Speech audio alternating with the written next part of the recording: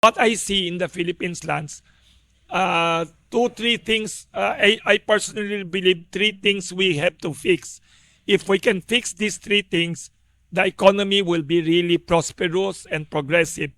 Number one, we have to fix the foreign direct investments.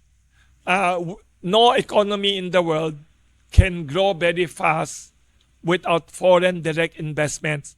Unless you are Saudi Arabia, unless you are Qatar, you are overflowing with oil, you don't need anything else except oil. Which is I think where Singapore is great at, di ba? Yes. Ang dami naglalagay sa kanila. Singapore, di ang ba? daming foreign investments.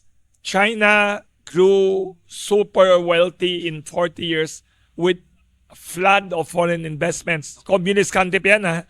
Our neighbor Vietnam, our competitor Vietnam, is following the China footsteps.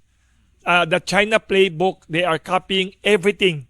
Politically, socially, economically, strategies they're following. So most of the foreign investors are going to Vietnam, Cambodia, Indonesia, Malaysia, Singapore, Thailand, Philippines, one of the lowest. Number two, we have an industry that should be number one in Asia, tourism. Tourism, we have a very good tourism secretary.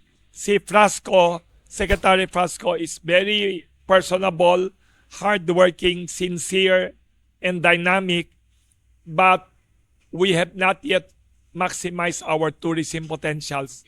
Our tourism numbers are so way below Thailand, Malaysia, in Singapore, when we have better tourism resources. So that's two things we are losing to our ASEAN neighbors. Number three, agriculture. Agriculture, we cannot ignore agriculture because without good agriculture, we don't have food security. If we don't have food security, even if we have all the money in the world, if suddenly the world suffers drought or famine or global disruption in food supply, suddenly there's no rice to buy. Even if you have all the money in the world, and if Thailand, Vietnam, India, and the others cannot export to you rice, if there's a ban on exports, what will we eat aside from bread? What can we eat? We have to have food security.